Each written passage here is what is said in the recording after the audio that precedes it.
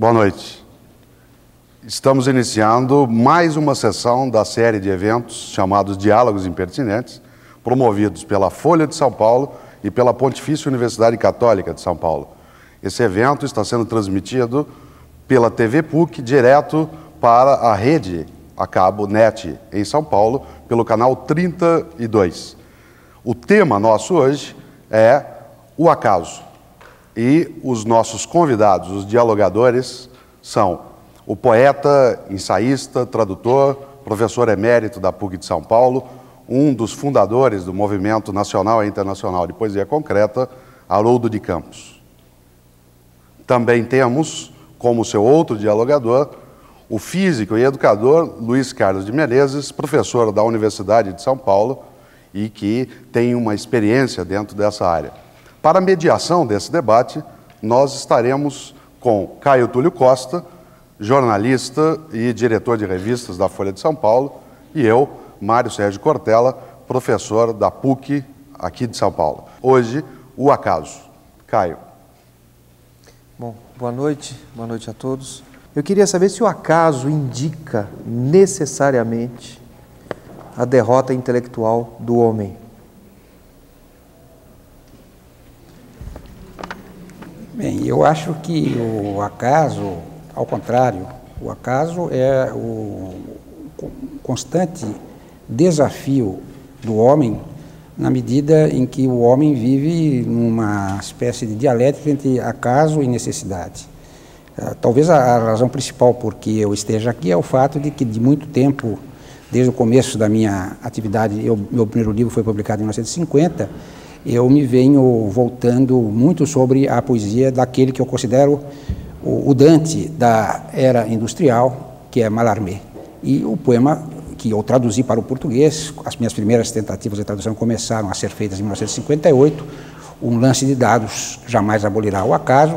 Exatamente este poema, enquanto, por exemplo, na comédia de Dante nós temos o mundo hierarquizado de acordo com a teologia tomista e a passagem do homem do inferno pelo purgatório até a ascensão ao paraíso e aquela visão beatífica que tem Dante no final, num mundo hierarquizado e verticalizado e organizado, de certa maneira determinado teologicamente, nós temos em Mallarmé exatamente o contrário. Mallarmé, nesse poema de 1897, no meu modo de entender, e no modo de entender de muitos ensaístas dos quais eu me louvo, ele prefigurou praticamente o mundo da física moderna.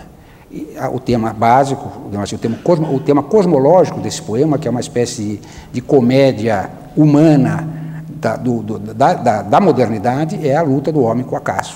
E essa proposta, que mais adiante eu desenvolverei, de que um lance de dados jamais abolirá o acaso, a não ser por um breve momento fugaz que ele imagina como sendo uma constelação.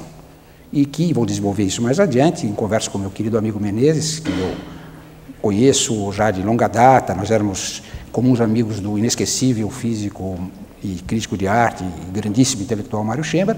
Eu vou desenvolver essa ideia de que nessa breve constelação estará a ideia de vida, estará a ideia daqueles organismos que realmente conseguem, por fugazes momentos, suspender a marcha irreversível da entropia. Nós vamos abordar depois esse conceito, evidentemente, e, portanto, de certa maneira, resgatar a ordem do acaso, um cosmos do caos.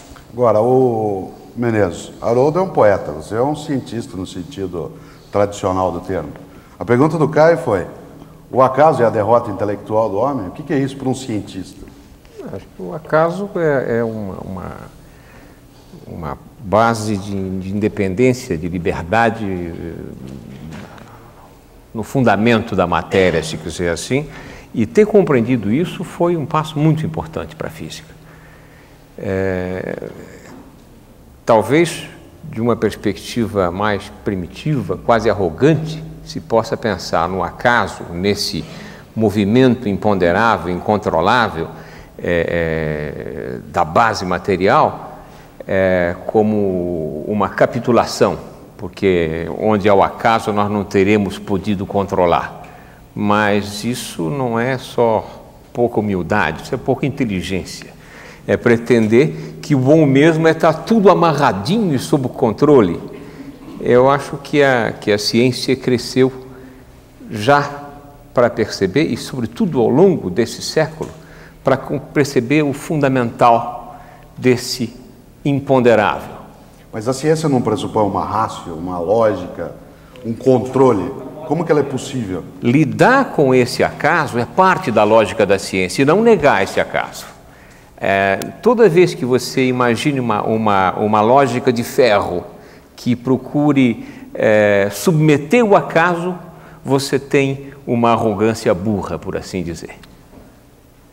Haroldo, você acha que o acaso ele é uma vantagem da natureza, na qual o homem, inclusive, navega, e principalmente a poesia, parece que navega com uma certa tranquilidade e gosto? Eu acho que talvez complementando a resposta anterior do Menezes, eu diria que seria uma arrogância do homem tentar pronunciar-se judicantemente sobre o acaso em termos de valor. O acaso é uma condição em que o homem e a natureza, com a qual o homem tem que se defrontar como parte da natureza que o homem é, na verdade. Agora, sem dúvida nenhuma, o grande desafio da poesia, e não só da poesia contemporânea, mas pronunciadamente colocado na poesia contemporânea e na física atual, e não só na física, é exatamente quais seriam os mecanismos no momento em que o mundo não está mais sujeito àquele determinismo da ciência clássica, o determinismo que ainda acompanhava talvez até o próprio Newton, que dizia que Deus, quando ele dizia que Deus não joga dados, na verdade, o homem contemporâneo, o físico, o cientista em geral, eu diria o químico, o biólogo também,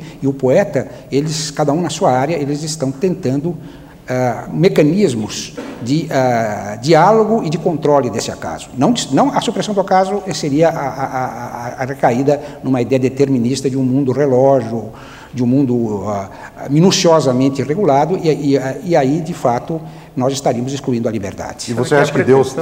desculpe, Menezes, só para completar a ideia. Você acha que Newton estava errado? Bom, eu não sei qual é a predileção de Deus, porque eu não tive o privilégio de lhe pedir audiência. Mas eu acho que sim, a natureza é um jogo de dados, em certa medida. Quer dizer, é um jogo de dados no sentido de que,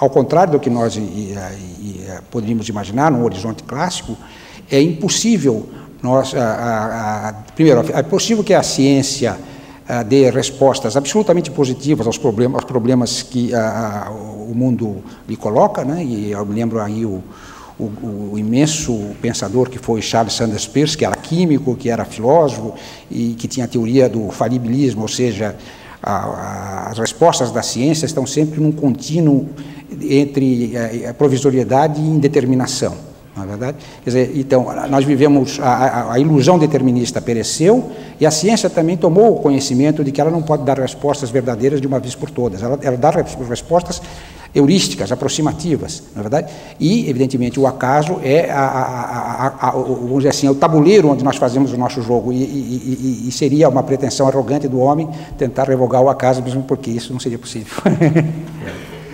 Eu acho que mesmo esse determinismo clássico era um equívoco, já se sabia um equívoco.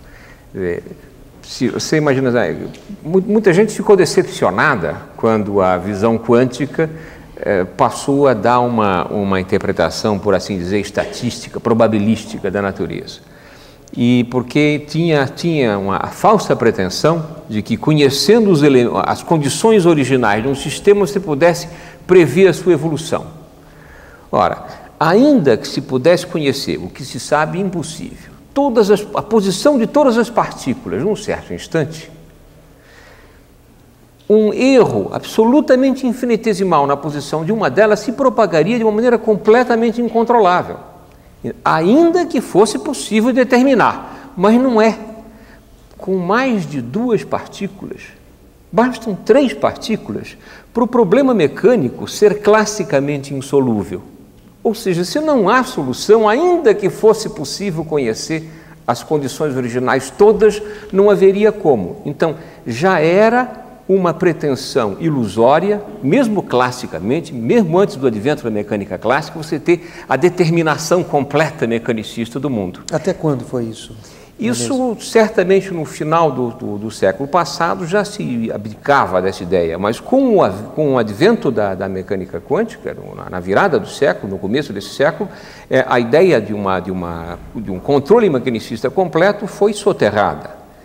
É verdade que houve reações de diferentes tipos. Einstein nunca admitiu completamente a interpretação probabilística. Mas aí também é preciso fazer justiça. Talvez não fique claro para nós o que é que Einstein queria dizer quando dizia Deus não joga dados e quando se revoltava, digamos, contra a hegemonia da escola de Copenhague, que dizia que a base era estatística e, portanto, fundada no acaso. Einstein era um determinista radical, por assim dizer. Mas eu não creio que Einstein tivesse a arrogância de pretender determinar tudo. Mas ele não gostava da visão probabilística das equações da mecânica quântica. O que seria uma visão probabilística, para a gente entender um pouco melhor? Eu vou tentar evitar a terminologia matemática. Mas se você tem uma equação de movimento clássica, você imagina, é como um projétil. Se eu lanço um projétil, eu consigo imaginar onde é que ele vai estar daqui a algum tempo, em que ponto e com que velocidade. Quanticamente não existe isso. Existe uma equação, que equivale à equação de movimento, que vai me dizer com que probabilidade ele vai estar distribuído no espaço. Essa troca de onde ele vai estar, em que momento e com que velocidade, por uma nuvem de probabilidade, ele vai ter tanta probabilidade de estar entre esse e aquele ponto com tal ou qual velocidade. Essa mudança de perspectiva leva as previsões a ter uma outra natureza. Mas há um físico nem tão conhecido, chamado Victor Weisskopf, que mostrou que a mecânica quântica não trouxe imprecisões, pelo contrário, trouxe precisões. Antes da mecânica quântica, não haveria como explicar que os elementos químicos constituem propriedades discretas e não um contínuo. Ou mesmo as espécies vivas, não há um contínuo, mas uma discreteza de espécies vivas que expressa uma quantização na base. Ou seja, por causa do princípio de incerteza, se pensa que a mecânica quântica trouxe imprecisões. Pelo contrário, ela introduziu precisões onde a visão clássica seria imprecisa. E na poesia, Haroldo? Bem, a imprecisão é boa? Exatamente. Então, eu vou falar da poesia, mas eu gostaria de, talvez, aproveitando a deixa e entrando um pouquinho no diálogo, dizer o seguinte: a visão, inclusive essa visão determinista do que nós chamamos a ciência clássica, não foi sempre a mesma.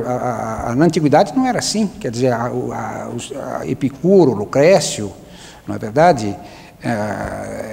Pensadores gregos e latinos já tinham uma ideia do indeterminismo.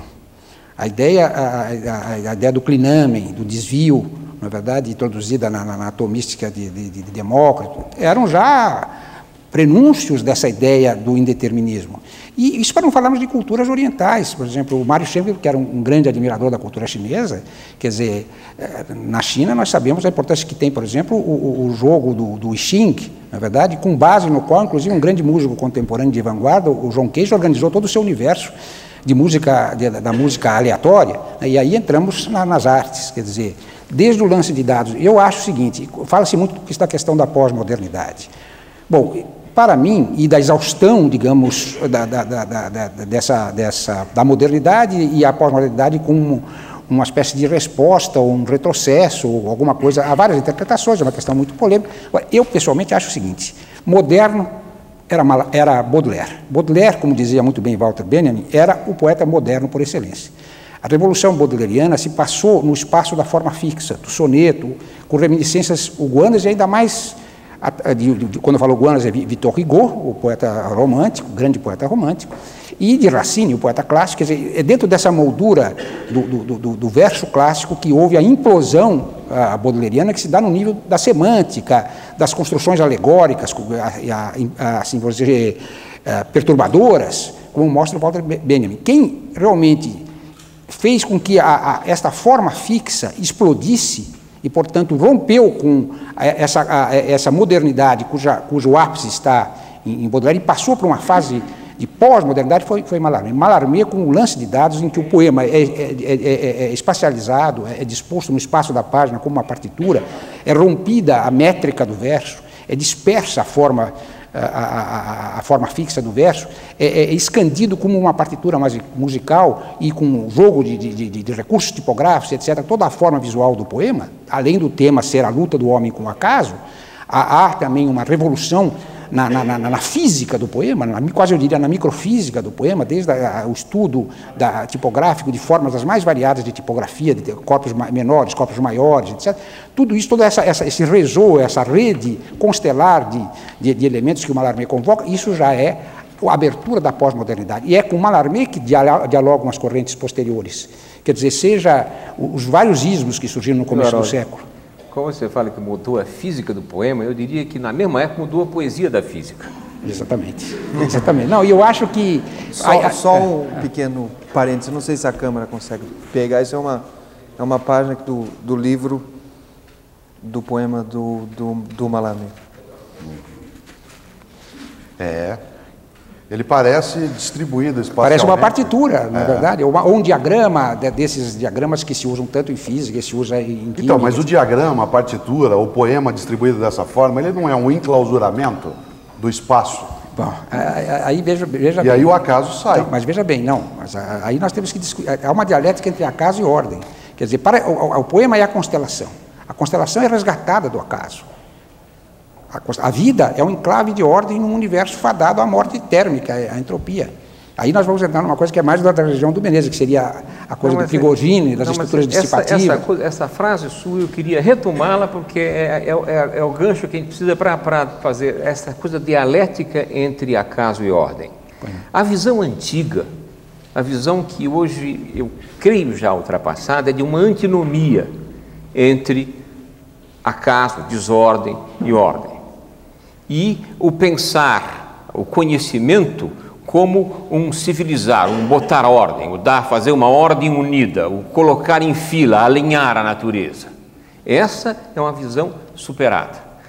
A visão rica não é a da antinomia entre ordem e desordem, mas da dialética entre ordem e desordem. No movimento da desordem, o movimento que desordena também ordena. E essa coisa rica que o Prigogine percebeu tão bem. Quer dizer, quando você tem uma área quente e uma área fria, a tendência ao caos, a tendência à desordem, portanto, à homogeneização, é que haja uma corrente de energia de uma direção para outra que vai produzir a desordem, ou seja, vai produzir o caos, vai acabar com as diferenças. Mas essa mesma corrente, ela é ela mesma ordenadora, porque ela produz velocidades privilegiadas numa direção onde não havia. Então, veja, a relação é dialética. Da ordem, que é a diferença, se promove a desordem, mas a própria promoção da desordem é geradora de uma nova ordem que não havia antes. Então, Menezes, hoje parece que todas as vezes que a gente está lidando no campo da incerteza, que a gente não tem uma explicação direta, imediata, a gente diz assim, é porque isso é dialético. Há um autor muito cáustico, Semprún, que diz que dialética é a arte de cair de pé. Né? Dá para fazer isso? Dialética dessa forma? Eu acho que dá. Mas eu acho que a natureza é assim. Os cientistas, de certa forma, tentaram criar uma medida para isso, né? Sim. Aí entra a famosa entropia, que todo mundo também fala muito, mas não sabe direito o que é. Se acredita que na base da matéria, mesmo que você pegue um bloco de cobre, um bloco metálico paradinho. Copo de água. Ou um copo de água. Ainda que ele esteja em absoluto repouso, quietinho, o que se crê é que cada átomo esteja o tempo todo mudando de configuração. Há uma miríade de configurações microscópicas que correspondem à mesma configuração que a gente enxerga. E que a natureza está visitando todas as configurações possíveis ao acaso, completamente ao acaso. O acaso é uma hipótese fundamental para a compreensão da matéria. Quanto mais estados esse sistema tenha para visitar, menos ordenado ele está. Se você tiver um sistema que só tem um estado para ficar, ele está completamente parado. Isso corresponde ao chamado zero absoluto, o mais frio dos frios. Quando se vai dando energia ao sistema, ele pode visitar outros estados, adquirir outras excitações, e ora esse átomo, ora aquele, ora um terceiro terá mais energia que o outro, e esses estados estão sendo visitados ao acaso o tempo todo. Quanto mais estados ele pode visitar, ou seja, quanto mais energia ele tem, menor é a sua ordem, maior é a entropia. A entropia é uma função desse número de estados que pode ser visitado. Posso até dar o nome dela, é o logaritmo desse número de estados. Ela é simplesmente o logaritmo do número de estados microscópicos que pode ser visitado. Quando cresce esse número, cresce também o seu logaritmo, cresce a entropia. Ela é a medida da desordem nessa medida. Não é a medida do acaso. O acaso está na base da sua definição. O acaso é parte da nossa compreensão da natureza e da matéria. É isso, Haroldo? Não, eu não seria a pessoa indicada para fazer uma apreciação, digamos assim, a nível científico. É claro que o Menezes fez uma exposição brilhante, na qual eu mesmo vou ter que me abeberar para continuar a falar alguma coisa aqui. Mas eu queria pegar uma deixa que ele deu antes. Quando ele disse, eu falei da física do poema e ele falou da poesia da física. E eu tenho mais uma vez que evocar a figura do nosso querido amigo e mestre, Mário Schemberg, que era um homem leonardesco. Era uma pessoa para a qual não havia distinção. E nós nos conhecemos através do Schemberg. Através dele, na casa dele. Não por acaso, e pela amizade que nos unia. Havia um acaso objetivo. Havia um acaso objetivo, como diriam os surrealistas. Ali, o Schemberg era um ponto de convergência. As pessoas que procuravam, que conviviam com o Schemberg, eram regidas por um interesse comum e, desde logo, pelo polo de atração, que era a brilhantíssima inteligência dele e a capacidade maravilhosa de diálogo que ele tinha. Mas o que eu queria dizer é o seguinte, o Schemberg dava essa lição, ele era um homem leonardesco. A biblioteca dele convivia desde filosofia chinesa, com tratados de física, com livros de poesia, os pintores frequentavam a casa dele. Eu, por exemplo, conheci pela primeira vez, ouvi falar pela primeira vez de uma pintora que eu admiro muito e ficou muito minha amiga, que eu apresentei outras vezes em catálogo, a Mira Schindel, através do Mário Schemberg. Ele chamou a casa dele para me mostrar aquela pintora que na época era praticamente desconhecida, hoje é uma das grandes pintoras brasileiras reconhecidas póstumamente.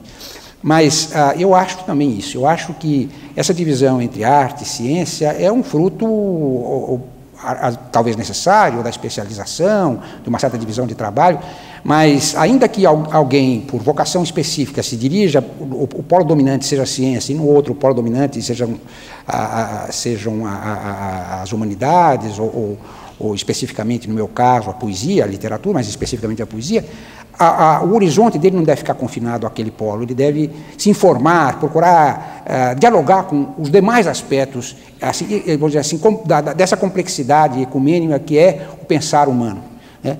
E, então eu entendo, e hoje eu acho que temos até mais elementos para pensar nisso. Eu entendo que tanto a criação na física, na matemática, na ciência, como a criação na poesia, e isso o Mário Schemberg tinha também essa ideia e muito influiu sobre o fato de eu alimentar essa ideia, elas pertencem a um domínio bastante semelhante. Quer dizer, é o domínio que, dentro da semiótica, que é a teoria dos signos, do seu grande fundador Charles Sanders Peirce, que era o domínio do chamado icônico, ou seja, de aspectos que não são baseados numa lógica discursiva, mas numa analógica. Quer dizer, tanto o Einstein, por exemplo, descrevendo como é que ele chegava às suas descobertas, ele dizia que ele nunca pensava sobre forma inicialmente em termos de números ou de palavras, eles surgiam formas cinéticas na mente dele, e depois é que ele encontrava uma formulação matemática para isso. Há toda uma série de trabalhos nesse campo, há um estudioso disso, o Adamard, eu até cito isso num livro que organizei sobre o ideograma, mostrando a aparência do pensamento matemático, do pensamento científico, o pensamento poético. Então, esse campo que o Peirce chamava do icônico, nesse campo convive a poesia, a metáfora, a imagem poética e os diagramas da álgebra, essas construções gráficas com que um físico ou um químico procuram expressar o seu pensamento, que é só uma forma... Existe um equívoco muito comum de imaginar que a ciência é feita sobretudo de dedução. Dedução, a experimentação planejada, amarrada, certinha. Ciência é muito rica de intuição, tanto quanto a arte, né? Exatamente. Isso a gente aprendeu com Schemberg bastante. Sem dúvida. Agora, essa coisa de que... E aí o acaso tem um papel muito importante. Quer dizer, o acaso, ele entra... A coisa, o aleatório, aquilo que você não planejou, muitas vezes é o que vai te estimular a parar de olhar aquilo que não está funcionando, porque às vezes você não resolve o problema porque você está olhando excessivamente para onde não há solução. Você precisa se deixar estimular pelo que você não controla. O acaso, nesse sentido, ele se casa com a intuição. A intuição não é o acaso. A intuição é um outro tipo de saber que a gente não estabelece como, aspas, racional, mas que tem a sua lógica. Agora, o acaso é o parceiro da intuição. De acordo. Mas a intuição é essa atenção. Eu tenho a impressão que em alemão tem uma palavra chamada List, para isso, que é uma atenção especial, que você está antenado para perceber o novo, né? Inspiração, você acha que ela é também casual? Inspiração, que é uma coisa muito ligada à área de estética. Você está perguntando para o primeiro ao eu prefiro que o Haroldo diga primeiro. Ele sabe disso muito mais do que eu. Não é isso, mas eu vou dizer o seguinte, o maior poeta brasileiro vivo, que no meu modo de ver já deveria ter ganho mais de uma vez o prêmio Nobel, embora eu não acredite nesses prêmios que são realmente, aí não são somente dados com muita influência do acaso, mas com influência de contingências de outra ordem, natureza muitas vezes política, muitas vezes obedecem a outras considerações. E a falibilidade humana de e um não modo o geral. acaso, né? Não propriamente o acaso, mas a certas conjunções, a certas, eu diria até algumas conspirações, no sentido de conspirar, respiros conjuntos de determinados bastidores. Mas, enfim, o João Cabral, como o Guimarães Rosa, são escritores brasileiros que deveriam ter recebido o prêmio Nobel se esse prêmio tivesse realmente um sentido mais pontual. Mas o João Cabral é um poeta que diz claramente, em todas as entrevistas dele, que ele não acredita em inspiração. Que ele acha que um poema pode dar ao leitor a despertar emoções no leitor, e é feito com e tem realmente esse efeito, mas que a construção do poema se dá como um trabalho do intelecto do poeta. Então, ele não acredita em inspiração. Agora, não acreditar em inspiração não significa que ele não acredite em acaso. Aliás, um dos mais bonitos poemas dele, A Psicologia da Composição, que é uma resposta à filosofia da composição, de Edgar Allan Poe, ele chama o acaso. Ele tem a luta, ele tem Anfion em Tebas, e tem a luta com o acaso. Anfion constrói com a sua música os muros da cidade de Tebas, e nesse poema tem um momento em que Anfion se encontra com o acaso. E isso, na fábula de Anfion, que precede a psicologia da composição, e na psicologia da composição ele chama o acaso de raro animal. O acaso, raro animal. Quer dizer, para o João Cabral, e eu condivido essa ideia, inspiração em poesia é exatamente a luta com o acaso. A tentativa de incorporar o acaso ao processo de composição através das técnicas de organização do poema. Então, existe a dialética, vou usar mais uma vez essa palavra, que ela é indispensável, né, ainda que seria difícil definir de um modo unívoco, mas há uma dialética na poesia, e eu acredito na ciência, entre racionalismo e sensibilidade. Essas duas coisas estão compenetradas. Evidentemente, quando o Cabral diz não acredito na inspiração, ele está pensando naquela ideia romântica do poeta como um descabelado, que de repente baixava um espírito e de repente saiu o poema. Não.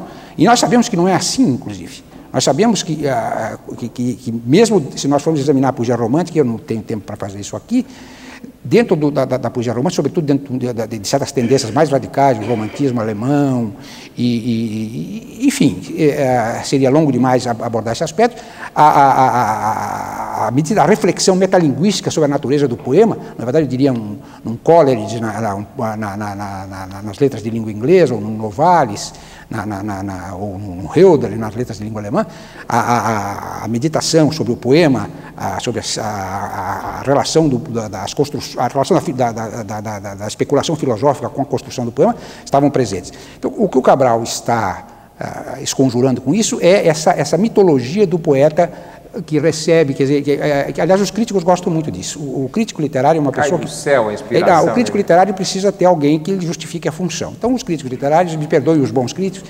eles querem que o poeta seja um curatelado. Ou seja, o poeta que fala da sua própria poesia seja um curatelado, ou seja, alguém de capacidade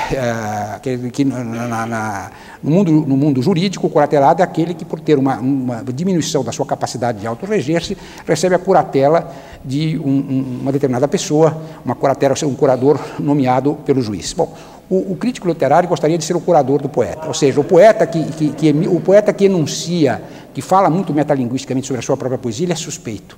Ele quebra o seu estado de pureza. Escapa-lhe do controle, ele quebra né? o estado de pureza. O poeta não pode, o poeta deve ser realmente um colateral, ele deve ficar quieto, deixar que o crítico explique a sua... Quando o poeta se rebela contra isso, eles o indigitam, olha aí, um metalinguista, não é poeta, é um homem muito racional para ser poeta. Como você falou um bocado de física, eu tinha vontade de falar um pouquinho da poesia, de como é que eu vejo Pois não. Eu gosto de poesia, Mas eu gostaria faço muito de e tal, ouvi-la. desenho, faço essas... Tenho umas incursões na arte. Mas com essa mania de cientista, de querer saber, definir as coisas, eu não sabia direito o que eu achava que era arte e o que não era. Até nos meus desenhos, às vezes eu olhava, abria um gavetão que tinha uma centena de desenhos e resolvia jogar esse ou aquele fora. E um dia eu tentei descobrir por que eu não gostava, não achava que certas coisas eram arte e achava que algumas coisas eram. E eu percebi que elas tinham a ver com o acaso, ou seja, com o acidente e com a técnica. E aí eu descobri que, para mim, a definição de arte e de amor eram muito próximas. Muito próximas. E tem a ver com essa coisa do acaso. E quais são? Eu tendo a tomar como arte, não me acuse da arrogância de fazer uma definição desse tipo, Absolutamente. mas eu tendo a tomar como arte uma coisa que fica no claro escuro entre a técnica e o acidente. Alguma coisa que sabe aproveitar, viver, beber o acidente e trabalhar isso com técnica, aí eu identifico a arte. Quando mesmo nos meus desenhos eu via uma coisa que era excessivamente técnica, quer dizer, a intenção expressa com precisão, onde o acidente não tinha se insinuado, eu não reconhecia a arte, eu reconhecia a técnica. Também na relação amorosa.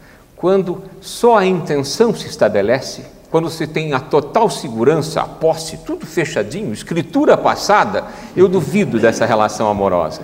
Ela sempre fica no claro escuro entre o desejo, a posse e a perda, a segurança e a insegurança. Há também esse claro escuro na relação amorosa, quando você se sabe amando, você também está inseguro na base, nunca é aquela coisa tão bem relaxada. Há uma certa incerteza presente aí. E uma certa não é à toa que o Vanzolini, naquele samba que você comparou à cosmologia, coloca exatamente esse problema da incerteza da relação amorosa. Conta para nós qual samba é. Ah, sim, é um samba do Vanzolini. O Vanzolini é outra figura incrível. O Vanzolini é um muito bom cientista, é um zoólogo e é um sambista de mão cheia, como vocês sabem. E ele fez um samba chamado Tempo e Espaço, que, aliás, traz sua natureza física aí. E ele diz, o Vanzolini começa fazendo a cosmologia das grandes distâncias, a cosmologia astrofísica, e termina com a mecânica quântica. Quer dizer, ele faz a cosmologia de toda a física. Samba. Não, o samba é lindíssimo. Você lembra um pouquinho? Lembro todo. Então vamos lá. Está faltando um violão. Eu vou declamar o samba, eu vou cantar. Então declama. Assim, Então declama. Tempo e espaço confundo e a linha de mundo é uma reta fechada. Ora, linha de mundo ele traduziu para o português geodésia, que é a expressão grega para a reta generalizada da teoria da relatividade geral de Einstein. E tempo e espaço confundo é a ligação, é a inter-relação do espaço-tempo na relatividade de Einstein. E linha de mundo é uma reta fechada na expectativa de que um raio de luz, por conta de um universo fechado, fizesse um círculo. A geodésia, nesse caso, se fecha. Então, ele abre o samba com essa visão cosmológica. Eu conheci esse samba muitos anos antes e só bem mais tarde me dei conta que tinha cosmologia aí.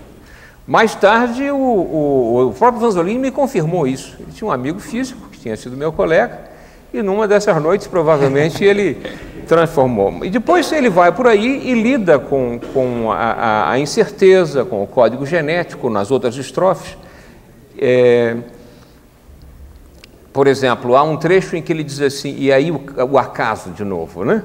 Das conjunções improváveis de órbitas instáveis é que me mantenho.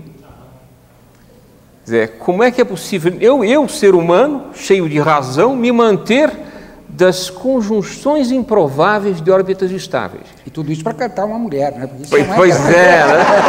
Pois é. E ele explica como ele se mantém. E, a meu ver, ele evoca aí o código genético, a hélice dupla, né? mas venho arrimado nos versos. Arrimado nos versos tem Perfeito. ideia de rima, mas esse verso pode ser... Já está fazendo poesias, veja que... A concatenação das informações genéticas. Tropeçando universos, aí o acaso, né? A natureza probabilística da natureza, tropeçando universos para achar-te no fim desse tempo cansado de dentro de mim. O tempo cansado é o tempo entrópico, o tempo que leva à morte e à desagregação. Então, o Haroldo falou falar em morte, desagregação, queria que o Haroldo puxasse aí o Manuel Bandeira. Pois é, eu num livro meu chamado Metalinguagem, eu tenho um pequeno trabalho sobre o Manuel Bandeira, Bandeira desconstelizador. Eu coloco Bandeira nessa linhagem malarmiana, e inclusive porque o Bandeira é um poeta muito interessante para quem as novas gerações nunca devem deixar de prestar atenção, e presta, né? Porque ele talvez será o dono da dicção mais sutil da poesia moderna brasileira. É um poeta que, dentro de uma aparente simplicidade, ele joga com uma requintada e sofisticada sutileza. E quando nós lançamos a Poesia Concreta, exatamente no ano de 56, em São Paulo e depois no Rio de Janeiro, o Bandeira, quando havia uma grita geral contra nós, a revista Cruzeiro, que era a grande revista da época, publicou uma imensa reportagem chamando Rock and Roll da Poesia, na verdade uma discussão que houve na sede da UNE, no Rio de Janeiro, que houve uma confusão geral. O Antônio Aires levantou-se com um requisitório de 60 questões a respeito da poesia. Da primeira já não conseguiu, porque foi tal barulho.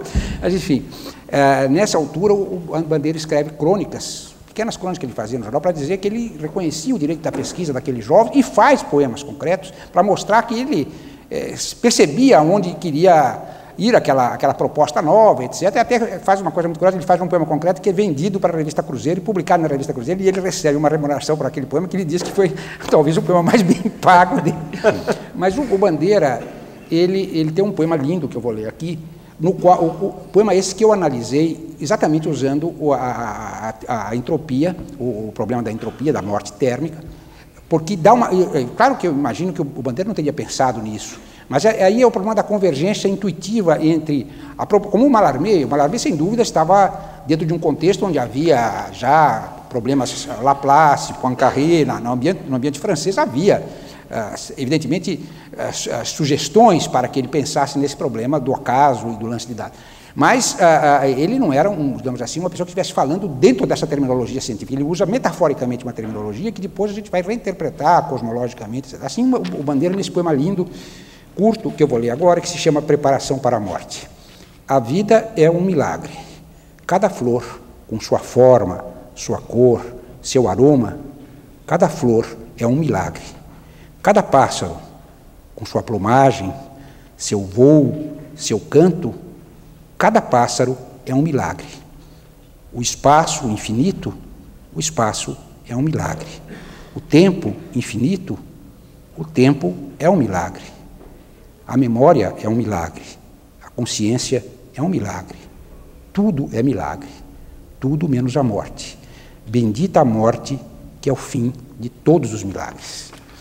A morte térmica, esse processo fatal da entropia que sempre cresce, me parece que ele fez realmente a transposição analógica desse problema para a poesia. Você acha que milagre é um nome religioso para acaso? Eu acho que, eventualmente, de um ponto de vista teológico, por que não? Não é verdade? Quer dizer, eu acho que é uma maneira de, talvez, num horizonte teológico, se reinterpretar o acaso, não é verdade?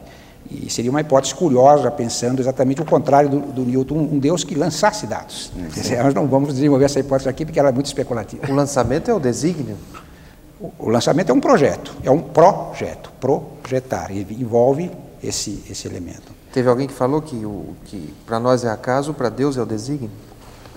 É uma reinterpretação possível, não é verdade? É uma reinterpretação possível. Eu acho que, por exemplo, no caso do Einstein, quando ele falava isso, e aliás o Schember diz isso muito bem, ele estava profundamente impregnado de uma visão spinoziana, quer dizer, havia um determinismo spinoziano em que realmente a substância é Deus, não é verdade? E Deus tem necessidade, Deus é livre por responder à necessidade da sua natura naturante. Então, quer dizer, eu acho que existe um pouco nessa ambiguidade no Newton, nesse sentido. Quer dizer, não é um determinismo vulgar, é um determinismo que é informado de uma visão filosófica. E o Mário Chamber aponta muito bem isso em algumas reflexões que ele faz a respeito. Mas eu me lembrava de uma coisa muito bonita, essa relação entre o amor e o pensamento do que seria a poesia. Eu me lembro o seguinte, que há uma forma maravilhosa que vem da poesia dantesca e do horizonte de toda a poesia do chamado doce estilo novo, que uma vez eu comparei a uma bossa nova, né? Eu dizia que o doce estilo novo era a bossa nova no Duecento, porque foi realmente uma poesia do doce estilo novo. O que é o doce estilo novo? A bossa nova.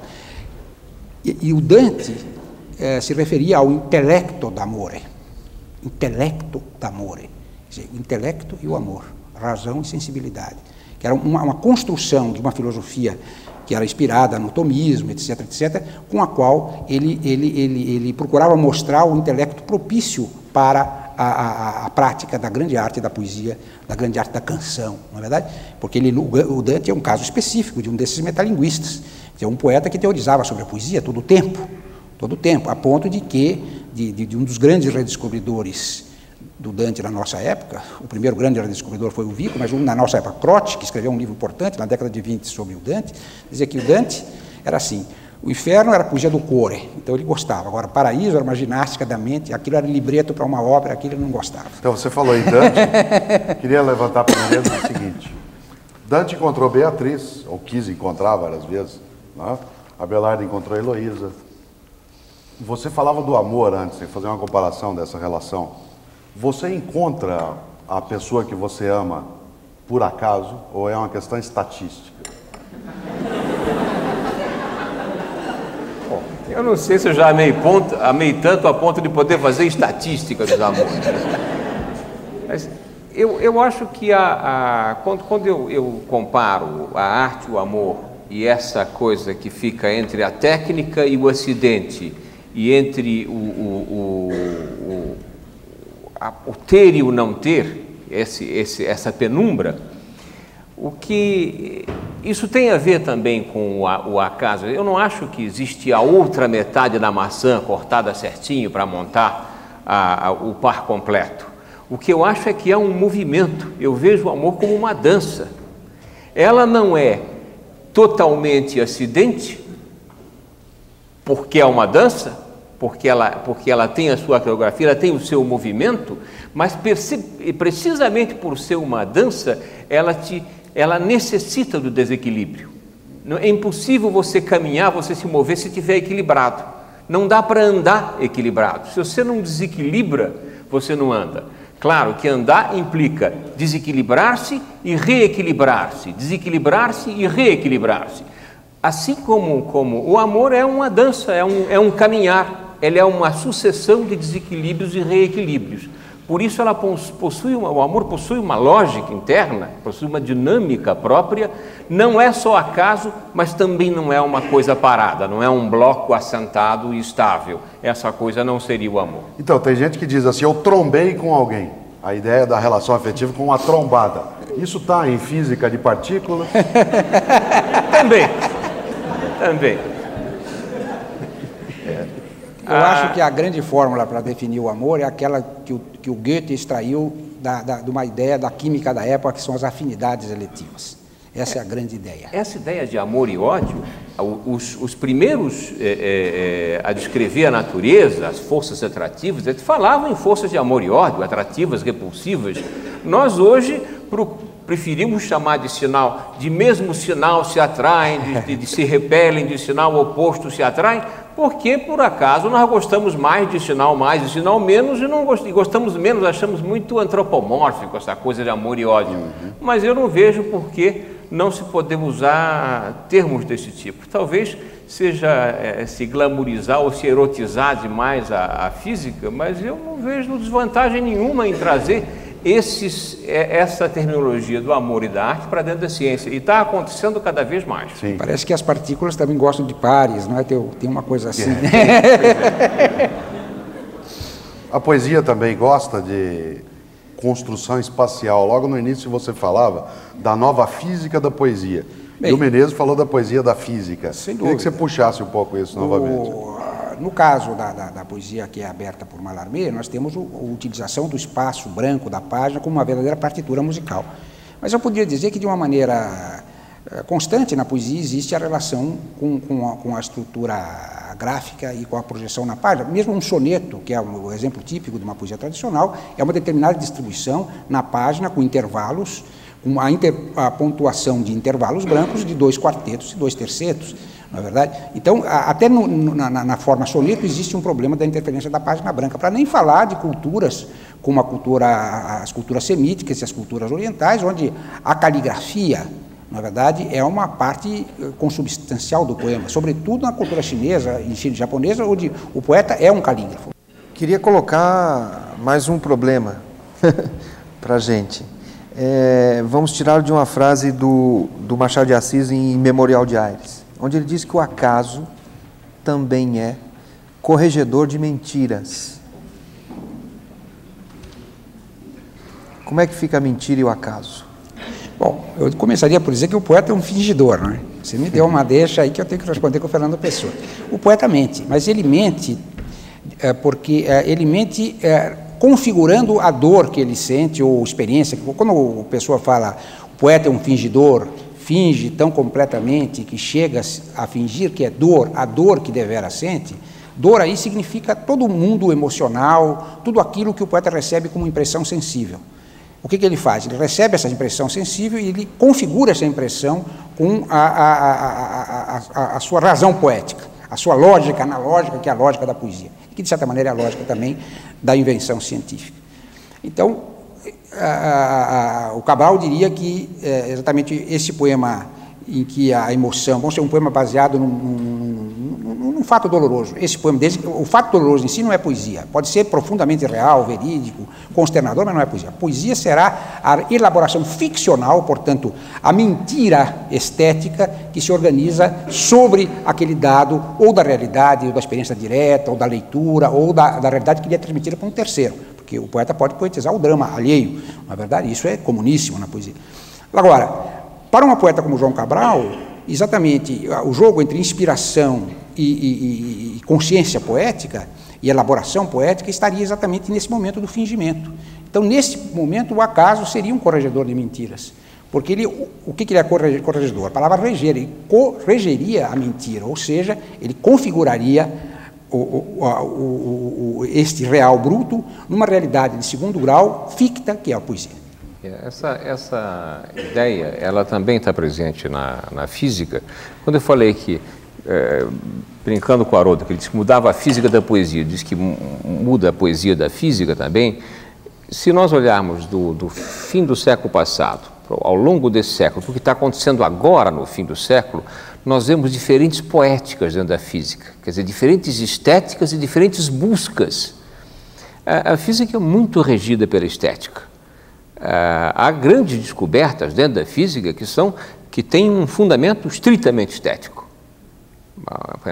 Um exemplo clássico é um termo de uma equação da eletrodinâmica, do eletromagnetismo, que Maxwell introduziu porque as equações ficavam desequilibradas sem aquele termo. A noção estética produziu um termo que mais tarde foi descoberto. Aliás, as ondas de rádio e as ondas que estarão emitindo esse programa pela televisão têm a ver com essa descoberta, que é a estética. Sempre houve uma estética e uma poética dentro da física.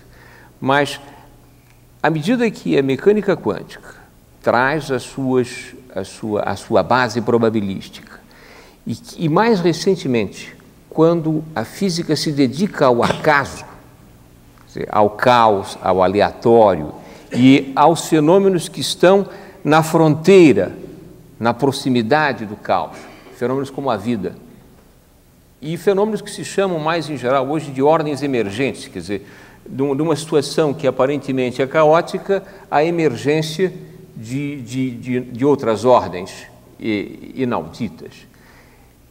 A física que está olhando essa coisa, olha com olhos diferentes do que a física que constrói a natureza.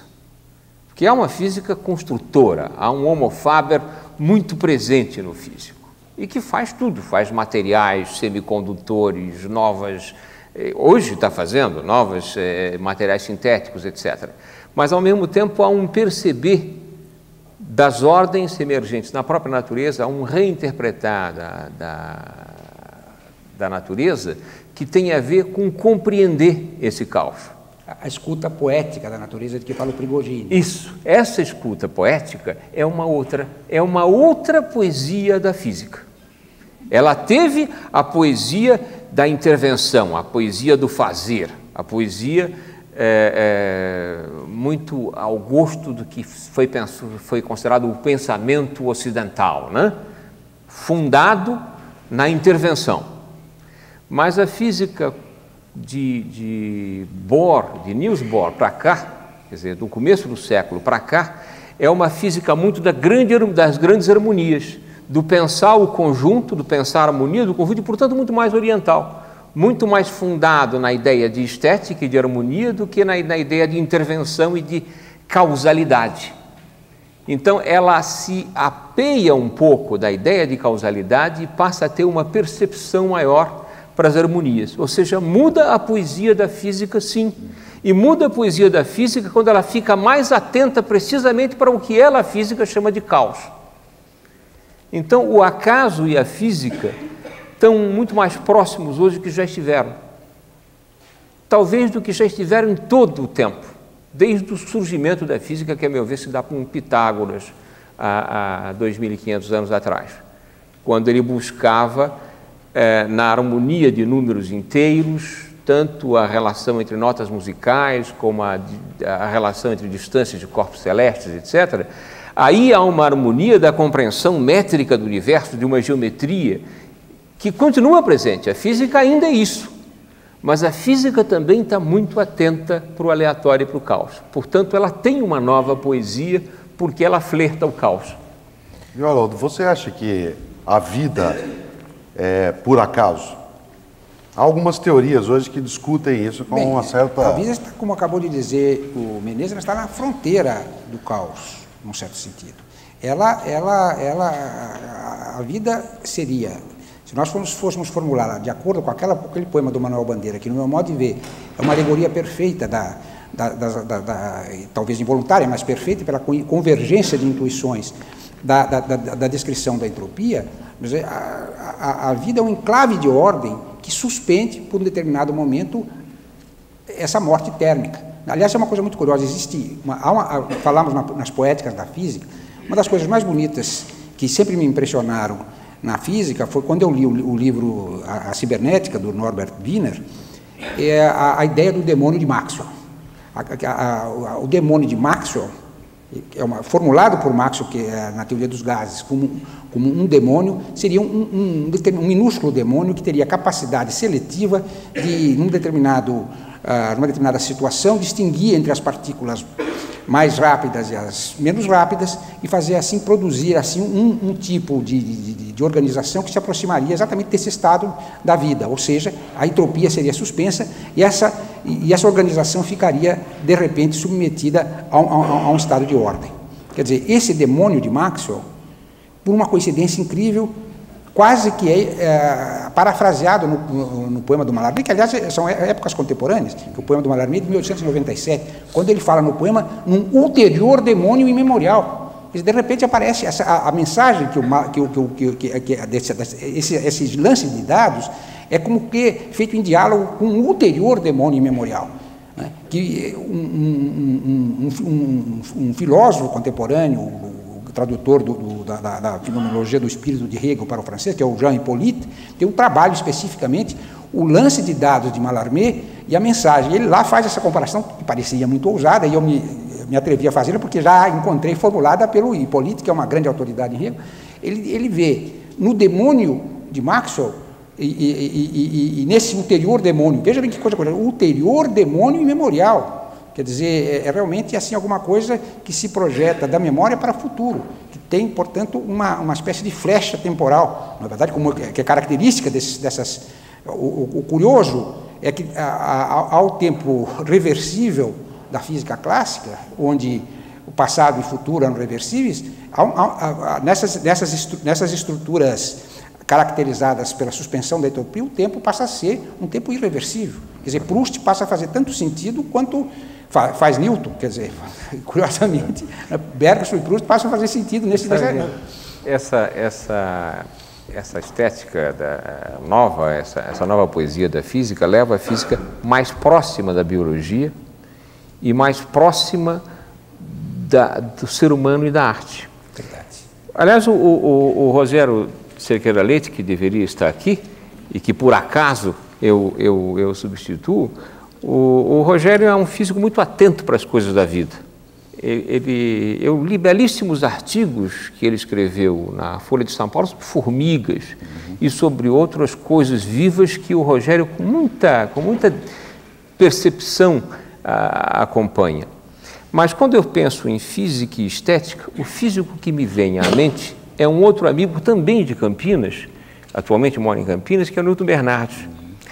Eu ouvi do Newton umas comparações lindíssimas sobre essa mudança da estética da física. Ele diz que a física tem duas naturezas que afloram. Uma delas é a física apolínea, que tem a ver com o deus grego Apolo, que é uma beleza austera, é uma beleza prática, é uma beleza atlética, é um tipo de beleza de Apolo, né? Esse lado apolíneo da física tem a ver um pouco mais com a física clássica, com o determinismo, com a pontaria certeira do atirador, né? Essa é a física apolínea intervencionista. Mas tem uma física dionisíaca, né? Muito mais ébria de contradições. Então, a física quântica para Newton, a física do nosso século, ela foi se tornando cada vez mais dionisíaca e menos apolínea. Então, o Newton Bernardes tem essa bela comparação que tem a ver com essa nova poética, essa nova estética da física. Muito bonito, realmente.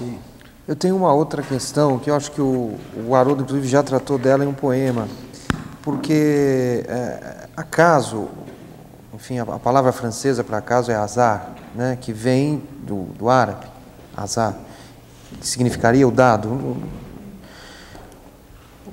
Como é que é essa correspondência, Haroldo, entre acaso e azar? Bem, num certo sentido... Vamos bater na madeira? Vamos bater na madeira. Exatamente. Bater, isso aqui não é madeira mesmo, bater aqui.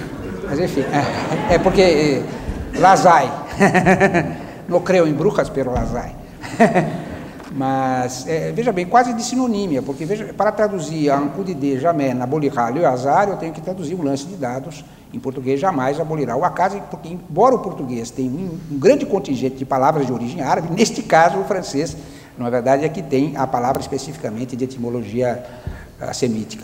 Agora, o poema, eu entendo, então, para dar-lhe uma resposta, entendo que acaso e azar cobrem, às vezes em línguas como o francês e o português, a mesma área semântica. Já dentro do português, a palavra azar tem outras conotações que não tem a palavra acaso, mau agouro, etc. Embora se fale em jogos de azar, nós falemos em jogos de azar, né? E o jogo de dados, exatamente, o jogo de azar, e aí é a teoria exatamente da probabilidade do acaso, etc. Agora, o Caetano referiu-se ao fato de que eu havia realmente abordado esse tema do jogo de azar, do azar e do aleatório, simbolizado na palavra azar, em um poema. De fato, é um poema que eu escrevi no ano de 48, que está no meu primeiro livro, Alto do Processo, publicado em 1950, e é um poema em que eu tentei fazer a fusão de duas vertentes. Por um lado, a ideia malarmiana do acaso, do naufrágio, que está tudo envolvido nesse problema, porque no poema malarmiano, o lance de dados é projetado, é lançado por um velho mestre do fundo de um naufrágio em circunstâncias eternas, quer dizer, realmente uma situação cosmológica. Agora, e por outro lado, havia uma temática que me impressionava muito na época, e até hoje me impressiona, que é do grande poema do poeta americano, naturalizado inglês, T.S. Eliot, na verdade, que foi o grande companheiro em termos de amizade intelectual de Pound. Pound, aliás, foi o mestre de Eliot, e Eliot tem um poema extraordinário, escrito exatamente no ano de 1922, no ano da nossa Semana de Arte Moderna, que é A Terra Devastada, ou A Terra Estéril, The Wasteland. E uma das temáticas desse poema é o culto da deusa Diana, um culto que se fazia na Itália, na época pagã, da deusa Diana dos bosques. Havia um pequeno templo e havia um sacerdote dessa deusa Diana, que era ao mesmo tempo considerado um rei. e esse sacerdote tinha que viver em uma permanente vigília, porque a regra do culto era que qualquer pessoa poderia se apresentar para lhe disputar esse reinado e esse sacerdócio. Teria que lutar com ele e, no caso de vencer a luta, essa pessoa se investia naquela função e seria um novo sacerdote e um novo rei. Então eu juntei a temática do acaso malarmiano e a temática do sacerdote rei, desse que o Eliot tirou do estudioso de mitos Fraser, né, do ramo dourado, e que eu utilizei dando ao poema o título Lamento sobre o Lago de Nemi, porque esse templo de Diana ficava junto a esse lago de Nemi, e o poema é o seguinte: Lamento sobre o lago de Nemi. O azar é um dançarino, nu entre os alfanges. Na praia, além do rosto, a corola das mãos. Chama teu inimigo, o azar é um dançarino. Reúne os seus herdeiros e proclama o talião. A virgem que encontrei, coroada de rainúnculos, não era, assim o quis, a virgem que encontrei. O azar é um dançarino. Teme os seus alfanges. Amanhã serei morto, mas agora sou rei. Nu entre os alfanges, coroado de rainúnculos, chamo o teu inimigo e a virgem que encontrei. Na praia, além do rosto, eu agora estou morto. O azar é um dançarino. Amanhã serás rei. Como vocês percebem, na estrutura desse poema eu usei o elemento permutatório. Eu pego frases, pedaços de frases e recombino um pouco ad libitum, ou seja, ao meu arbítrio, para construir esse estranho poema permutacional em que o destino de um passa ao destino do outro, feito de fragmentos do destino desse. Isso me lembra um poema de um poeta uruguaio que eu gosto muito, do Benedetti, que fala do futuro e, portanto, do que você não sabe que vai acontecer. E ele diz de uma maneira muito singela que o futuro é um ninho desnudo, é uma criança nua que você, quando menos espera, te põe uma rosa na orelha ou te urina inocentemente na careca. Essa coisa do azar, né, que está muito presente na poesia, eu tenho a impressão que azar virou má sorte em português pela mesma razão que nós chamamos de acidente uma coisa ruim. Claro. Tá certo? Ninguém diz faz um bom acidente. Acidente é coisa ruim, azar é o que não presta. Exatamente. É porque nós temos a pretensão de imaginar que só é bom aquilo que nós desejamos. É predeterminado. O que acontece fora do nosso controle não é bom. Então nós dizemos por azar. Nunca dizemos o azar no sentido hasard francês. Exatamente. A gente diz azar por má sorte. Agouro mesmo. A boa Aziago, sorte não é chamada aziago, de azar. Aziago. Tá certo? A boa sorte nunca é chamada de azar. A boa surpresa nunca é chamada de acidente. Porque nós temos excessiva intenção de controlar e achamos que é bom só aquilo que a gente faz porque tinha intenção. Eu acho que é melhor a gente ficar mais sábio, até a ciência está ficando, relaxar um pouquinho e deixar que o acaso nos traga também coisas boas. Viu, Menezes? Você fez doutorado sobre mecânica e estatística, né? Foi. Você é um homem de sorte? Eu sou um homem de muita sorte. Sorte. Como é que isso encaixa com a física? Eu tenho um amigo que já está dentro de uma outra circunstância que ele dizia o seguinte: Pacaembu, estádio do Pacaembu aqui em São Paulo, lotado, 60 mil pessoas dentro dele, vem uma pomba e na minha cabeça. Isso é acaso? Bom, com toda certeza isso é acaso, né? Quer dizer, é sorte? Não há pomba com essa pontaria toda, né? Nem que ela quisesse, né? Esse incidente que poderia diverti-lo o preocupa particularmente porque ele está achando que a má sorte o persegue. Deus está jogando contra e aí ele não tem chance, tá certo? Se ele tivesse numa fase boa, ele podia tirar o cocô de pomba na testa e dizer: bom, eu quero ver agora o que é que vai me acontecer de bom para compensar esse pequeno incidente, estava aberto para o que acontecesse de bom. Ou seja, é a postura do ser humano que vai te definir o azar ou a sorte me persegue. E nisso, uma das perguntas que o Túlio tinha escrito na lição de casa, né, que tinha a ver com isso, né? Tinha uma pergunta que vinha precisamente nesse sentido sim, se estava na natureza o acaso ou se isso era coisa do ser humano. O acaso existe enquanto tal apenas numa situação que tem a ver com o homem? Bergson. Pois é, nós somos os intérpretes. Nós fazemos a interpretação. A natureza é. E só existe para nós a natureza que nós vemos. A outra natureza que nós não vemos, o que nos escapa da observação, isso é uma metafísica, isso é inalcançável. Nós só construímos a partir do que nós percebemos, a partir dos nossos sentidos. E, portanto, a partir disso nós elaboramos. O acaso é invenção nossa, tanto quanto a ordem. A desordem é invenção nossa. É mesmo, Haroldo? O acaso é invenção nossa?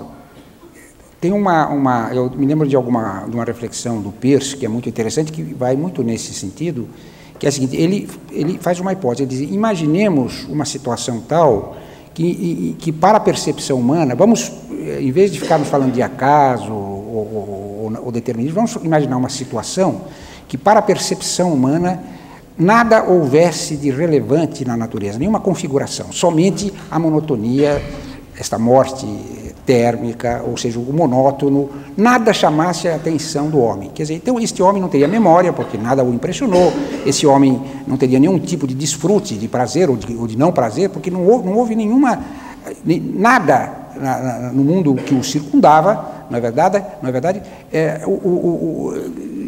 Era pertinente, era pregnante para a sua percepção. Ele diz: esta é a situação de um pólipo na evanescência última da sua inteligência perante o nosso mundo. Essa é a maneira que um pólipo perceberia o nosso mundo.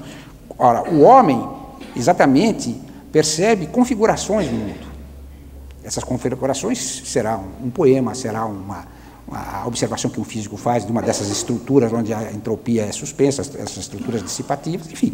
Isso se dá em muitos a tela de um pintor. Quer dizer, para a percepção do homem, a existência de estruturas relevantes que rompem a monotonia da entropia generalizada e do equilíbrio, vamos dizer assim, de morte, né?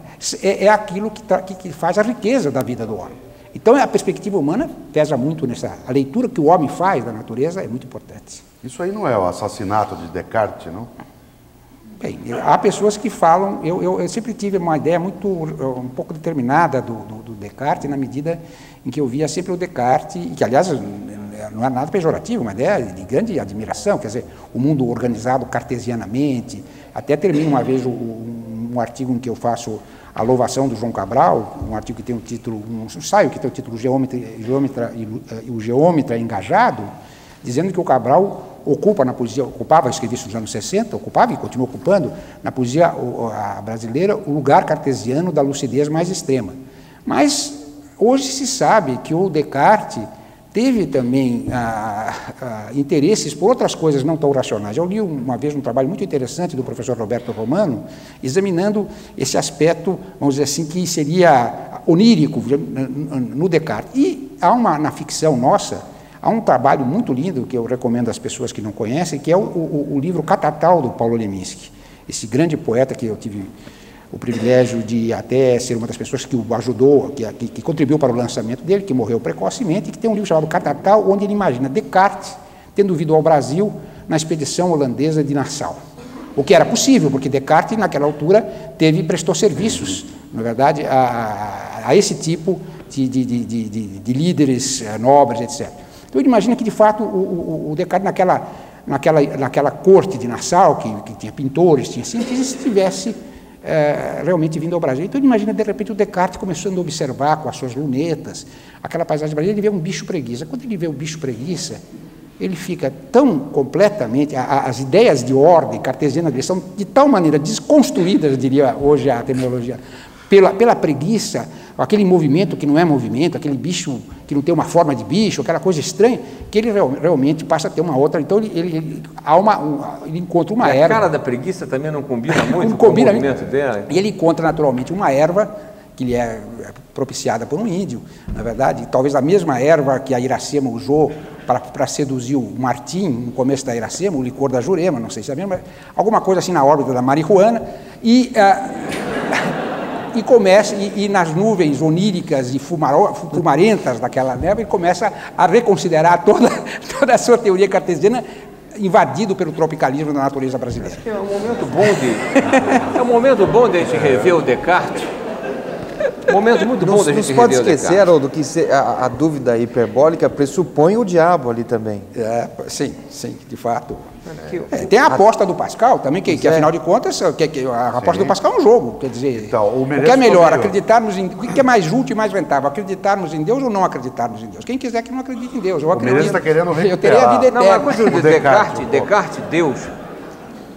Nós vivemos hoje, aparentemente, uma crise da ideia de progresso, que começa com Descartes, na realidade, a ideia de progresso. Quer dizer, se eu não estou muito mal situado no tempo, quer dizer, até o século XVI, por aí, geralmente o bom está colocado atrás. A gente começa a colocar o bom no futuro, que está para vir, etc., com Descartes e com a divisão Deus, homem e mundo. Quer dizer, essa separação, né, dos conceitos de Deus, de homem e de mundo, é uma separação cartesiana, sobretudo. E a ideia de ciência que constrói, de ciência que faz, que organiza a natureza e que prepara o futuro inoxidável e pasteurizado, essa é a ideia da ciência que intervém, o homem intervindo sobre o mundo do qual ele está separado, eventualmente até inspirado por Deus, do qual ele também está separado. Isso é cartesiano puro. Isso é puro Descartes. Essa ideia, no momento em que a física se embriaga da sua poesia, né? No momento em que essas divisões todas entre as humanidades, a ideia de vida, consciência, futuro, natureza, que era tomada como pega em Marx, por exemplo, a natureza não comparece, pega as fórmulas de valor de Marx, a depreciação natural não está presente, aí a natureza parece absolutamente inesgotável, e nós estamos nos dando conta, de repente, de que essa bola é finita, de que é preciso lidar com ela de uma maneira mais delicada, pensando mais em harmonias do que em intervenções. Talvez não seja a hora, como se diz, de fazer um homicídio, de matar Descartes, mas quem sabe de colocar uma cola nessa divisão Deus, homem e mundo e pensar ciência e arte e ação humana e natureza de uma maneira mais harmônica. Ou seja, então, isso não é fácil. Ou seja, não é hora de matar o Descartes, mas é hora de fazer intervalo. Neste bloco, nós teremos perguntas da nossa plateia aqui presente, né? Nós vamos trabalhar a partir da primeira questão. Por favor. Bom, eu sou Francisco Martins de Souza, professor de Física da Escola Técnica Federal do Piauí. Eu tenho uma pergunta para o Menezes e, para ser mais rápido, eu a escrevi. Para Heisenberg, o que observamos não é a natureza em si, mas a natureza exposta a nosso método de observação. Agora vem a questão. Ora, parece que Heisenberg tem razão, uma vez que um elétron não exibe o mesmo comportamento quando disparado através de um gradeamento de difração e quando é imerso num campus de raio-x. Como você, Menezes, explica os comportamentos diferentes do elétron a depender dos nossos métodos de investigação, ou seja, da experiência que nós preparamos antecipadamente? Você explica? O elétron é uma construção do ser humano. O elétron é uma invenção. O elétron não é uma coisa sequer que você não pode, sabe, está aqui 200 elétrons, você pode contar. É diferente de uma maçã, por assim dizer, para começo de conversa. Não que uma maçã tenha a objetividade que o elétron não tem, não se trata disso. Se trata de lidar com elétrons, fótons, etc. E essas construções da abstração em física tem que se lidar de uma maneira diferente do que se lida com objetos macroscópicos que têm uma existência de outra natureza. O que o Heisenberg aponta, e que ele é o pai da famosa incerteza, é que a observação interfere. Não há observação que não interfira, qualquer que seja ela, por raio-x ou por outro método, a luz que atinge a coisa que eu vejo, ela não pode deixar de interferir no que eu vejo. A comparação que eu costumo fazer é que como se o ser humano não pudesse ser um voyeur que vê a natureza intocada, mas é como se o ser humano fosse um cego que só pode apalpar a natureza nua e, portanto, ele já não a vê sem que ela saiba que ele está vendo. Ou seja, de certa maneira, nós apalpamos a natureza. Nós não podemos ser um voyeur que disfarçadamente olha a natureza como ela é, como ela seria se nós não a víssemos. Ela é desse jeito porque nós a vemos. E nesse sentido tem razão Heisenberg, nós vemos a nossa interação com a natureza e não essa objetividade que efetivamente para nós não existe, é um ser metafísico a natureza intocável. Talvez fosse o caso de dizer também nessa convergência que o fato da nossa observação dos nossos instrumentos serem imperfeitos não deve servir de álibi para se postular que a indeterminação é fruto da nossa incapacidade ou do caráter rudimentar de nossa observação, que é a última defesa dos deterministas.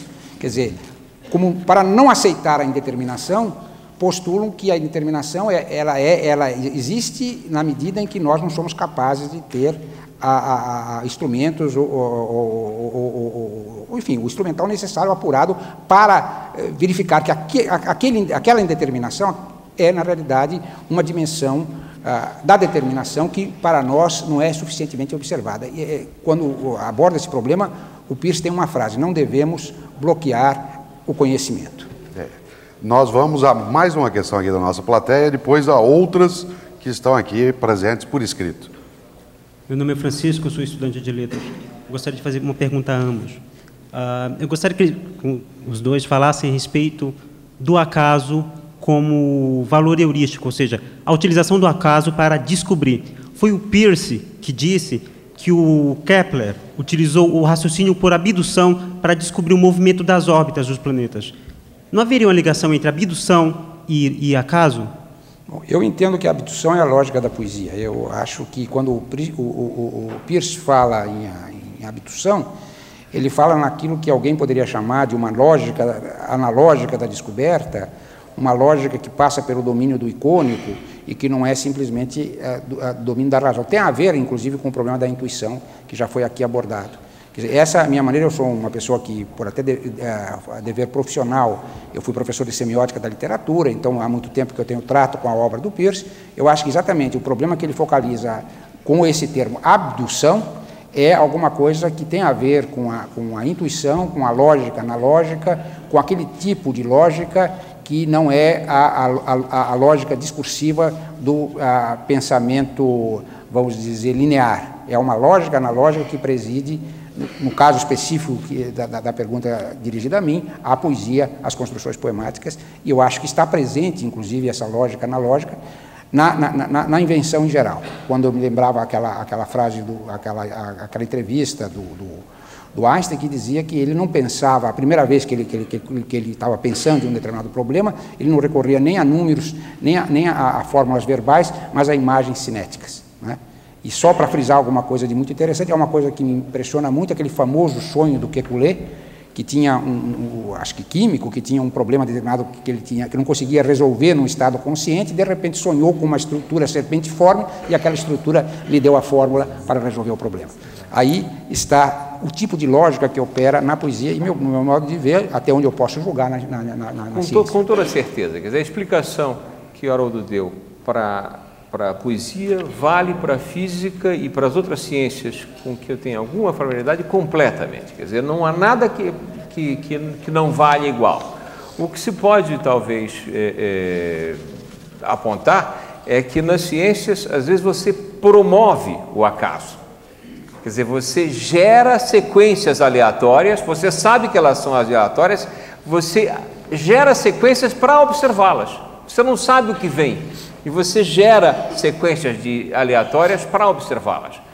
Talvez se possa fazer também esse exercício em poesia. Eu tinha uma brincadeira que eu fazia quando era criança e que promovia muitas risadas, que era pegar páginas diferentes, pega a página policial, pega a página social, pega a página política e lê uma linha de cada página em sequência e você vê afirmações curiosas sobre um futebolista sendo preso, ou coisa. Você mistura o jornal, embaralha o jornal e gera ideias jocosas ou poéticas pela justaposição aleatória.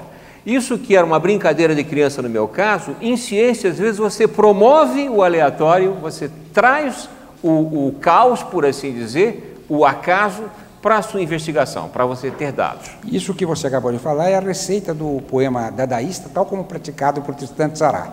Quer dizer, juntar frases ao acaso, na verdade, e criar, de repente, um poema-montagem feita de fragmentos aleatórios. Na verdade. Eu vou fazer uma montagem com fragmentos também então, agora, né? Com 4 questões que eu queria trabalhar com os dois um pouco. A primeira é, o ser humano é obra do acaso ou criação divina? Uma questão do Ricardo Calil, da Universidade Federal da Bahia. Para vocês, qual a relação existente entre acaso e destino? A morte é um acaso? Você falava antes que o grande Leminski, meu conterrâneo, morreu prematuramente. É verdade. Né? Uma vez que a ciência não explica o surgimento da vida, poderia o acaso fazê-lo? É Deus que criou? Como é que a vida aparece? É o acaso que explica esse surgimento? Quanto a esse problema, é uma questão de decidir a questão newtoniana. Deus joga ou não joga dados? Conforme a resposta, e aí é uma questão metafísica e de fé inicial, na verdade, a gente decidirá se a vida é produto de um lance de dados ou não é. Quer dizer, a questão é formulada num nível metafísico, então nesse nível que eu posso responder que depende da fé inicial de quem vai enfrentar o problema. Não sei se... essa é uma questão aberta hoje, sendo investigada, e várias hipóteses estão sendo levantadas. O físico que trabalhou a própria estrutura da conformação genética, o Crick, ele está convencido de que não haveria como ter surgido na Terra, por conta do tempo, das condições da Terra, e ele tem uma hipótese interessante de que a semente terá vindo de outros sistemas solares, por assim dizer. Semente da vida. Aqui na Terra. Na realidade, as hipóteses recentes, das chamadas ordens emergentes, é de que é possível, passados bilhões de anos, se configurar não só os compostos orgânicos, mas a própria vida, como fruto da ordem que surge do acaso, da ordem que advém do caos.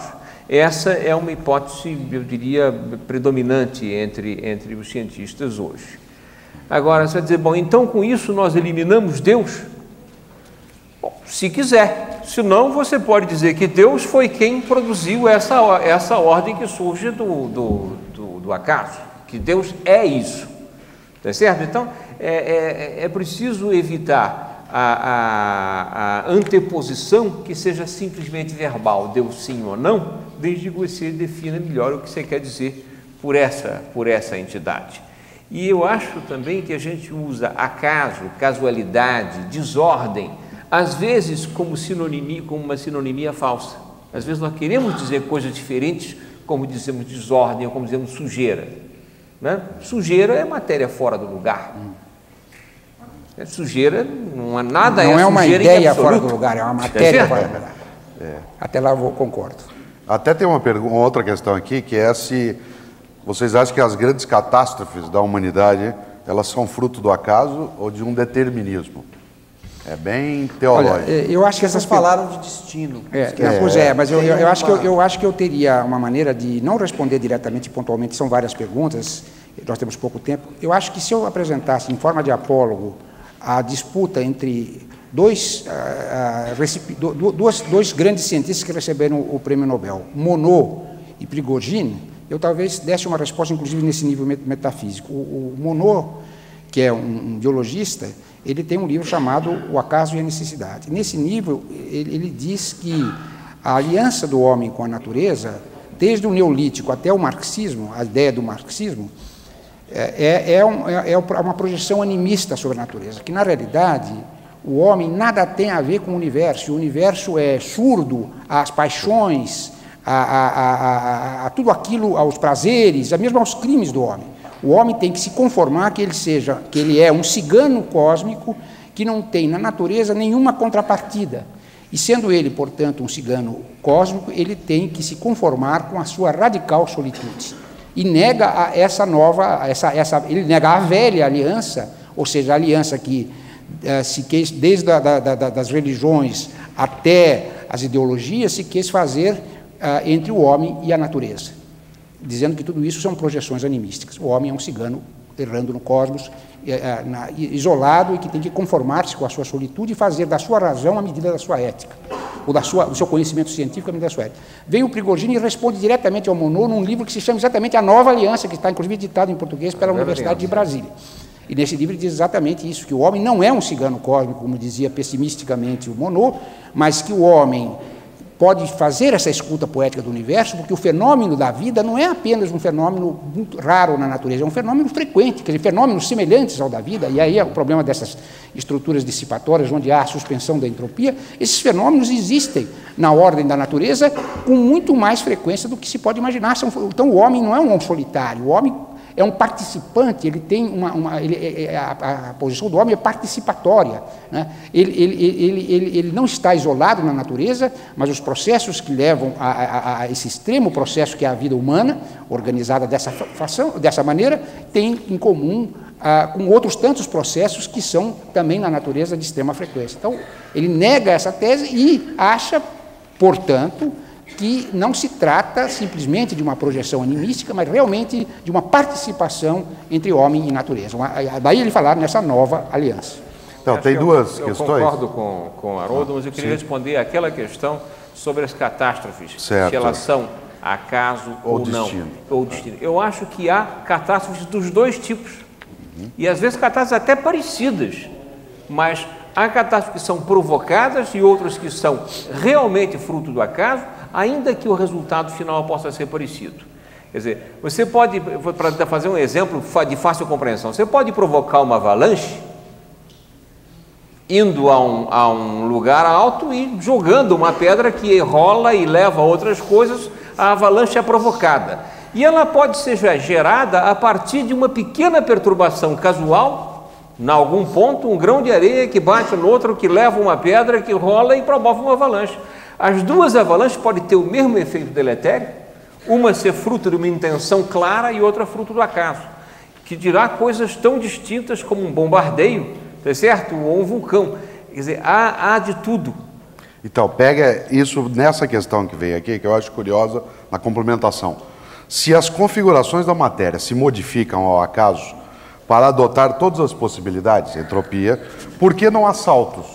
Ou seja, por que os corpos não se desfazem e refazem ao acaso, mas obedecem a uma continuidade? Não está o acaso confinado a algum tipo de organização que o ultrapassa? Está além da nossa capacidade? Isso é o problema do código genético, onde as mutações são submetidas ao crivo do mecanismo de seleção. Quer dizer, uma mutação para realmente produzir alguma coisa de inovativo tem que ser selecionada pelos mecânicos, porque além do problema do caos, existe um problema seletivo do código genético. Isso a biologia de hoje explica. Quer dizer, as transformações, o fenômeno da evolução, na verdade, é um fenômeno lentíssimo, mas porque ele está também submetido a esses critérios seletivos, ao próprio nível da estrutura genética, daquele código genético, né, que é a grande descoberta da biologia moderna, para a qual, inclusive, houve a contribuição de um físico. Isso aponta o Mário Schempp muito bem. Dois físicos, Niels Bohr e o Schrödinger, tiveram influência, que era um físico, mas que é um físico que se interessou por biologia e teve influência na formulação, pelo menos da profecia da ideia do código genético. Isso é uma coisa muito para ver como a física e a biologia podem estar ligadas. Tem uma questão muito interessante que eu queria aproveitar e puxar aqui, que vale para ambos, né? O poema épico hindu, o Mahabharata, ou seja, o sotaque aí que aparece a pronúncia, cita por várias vezes o jogo de dados como uma ciência. O que pensam disto? É o pensamento oriental que pensa o acaso como parte da lógica? Eu acho que Mallarmé tinha razão, quer dizer, o Mallarmé, ele dizia que ele não sabia como, mas ele tinha descoberto o budismo. Aliás, no caso do Mahabharata, não é o budismo, é a religião védica, etc. Mas as culturas orientais têm, pelos jogos, chamados jogos de azar, um respeito e uma consideração que o Ocidente muitas vezes não teve. O Ocidente pensa muito mais na roleta russa, nos jogos de cassino, né, em vez de pensar que o jogo, o lúdico, pode ser muito sério. Há um jogo sério. A vida, de certa maneira, é um jogo sério. O amor é um outro jogo sério. Quando você tem coisas que dependem muito criticamente da condição inicial, você promove o acaso. O dado, se o dado não tiver lastrado, né, se não tiver um lado mais pesado que o outro, as faces são equivalentes, porque é impossível controlar a condição original. E isso dá a condição do acaso. Isso pode ser importante, porque talvez exatamente por isso você possa criar sistemas suficientemente sensíveis e daí a ideia religiosa, né? Para você poder absorver uma vontade que te escapa. Daí a ideia da intervenção divina, de juntar acaso com destino. Nós não tínhamos falado de destino vem por aí. Mas na pergunta anterior há uma coisa interessante, diz que não há rupturas, não há saltos. Há sim. Só não há saltos quando os sistemas estão em equilíbrio, quando você tem uma condição de equilíbrio básico, como o sistema não está em crise. Os sistemas em crise têm sim saltos, mudam de fase. Eles ficam numa condição limítrofe, onde eles passam de uma fase para outra, tá certo? Dependendo do que vai ocorrer, de qual é o evento. Então, há um princípio muito antigo, mais geral do que a física, mas o princípio de Le Chatelier, que diz que os sistemas em equilíbrio, os efeitos são sempre de molde a minar as causas que os provocam, de maneira que a natureza volta a se reequilibrar. Isso é verdade se ela não estiver em crise. Quando você tem um setor da natureza em crise, não é mais verdade isso. E o efeito não mina, não drena mais a causa que o provoca, e você tem uma mudança de fase. Você tem a água que congela, ou que é o gelo, ou um terremoto. Quer dizer, você tem situações críticas com graves mudanças de fase. E essas coisas, muitas vezes, geradas por uma causa, por um processo original literalmente aleatório. Nós estamos quase fechando, ainda temos um tempo, mas tem algumas questões que eu vou lê-las, embora não se vá trabalhá-las diretamente, né? A relação entre a casa e política, tá? A relação entre o destino, a ideia de sorte e de azar, né? A relação da biologia molecular como forma de direcionar o acaso, são temas que estão envolvidos. E uma questão que eu queria colocar até como a última, que é de alguém impaciente, que é: o acaso existe ou não? A política é a negação do acaso, por definição. Se olhar no dicionário, política significa aquilo que tem a ver com o poder. Ora, poder significa a capacidade de decidir, de orientar, portanto, a política é antagônica ao acaso. Nem por isso se pode dizer que o poder, às vezes, se estabelece de uma forma ou de outra, aparentemente por acaso. Mas, por definição, política se oporia a acaso. Não, é a última para fechar, Haroldo. Bem, veja você, eu vou falar uma coisa que é bastante banal, mas eu vou recordar, quando o César atravessa o Rubicão, num momento muito importante da sua carreira, ele diz uma frase daquelas lapidares em latim: alia jacta est, os dados estão lançados. Quer dizer, isso, de certa maneira, modificou a história. Quer dizer, eu não acho que, depois de tudo que nós falamos aqui, se possa ter dúvidas quanto à existência do acaso. Ele é um raro animal, como diz o João Cabral, mas ele está aí. Haroldo, poderíamos dizer assim, né? Que chato seria o mundo se tudo fosse tão certinho e casado, causalmente amarrado, né? Então a gente podia fechar com uma frase contraditória, né? O acaso existe graças a Deus. Graças a Deus, exatamente. Muito bem. Nós vamos fechar. Agradecemos imensamente a presença do poeta, ensaísta, tradutor Haroldo de Campos, do físico e educador Luiz Carlos Menezes, nesse nosso diálogo impertinente de hoje sobre o acaso. Obrigado e boa noite.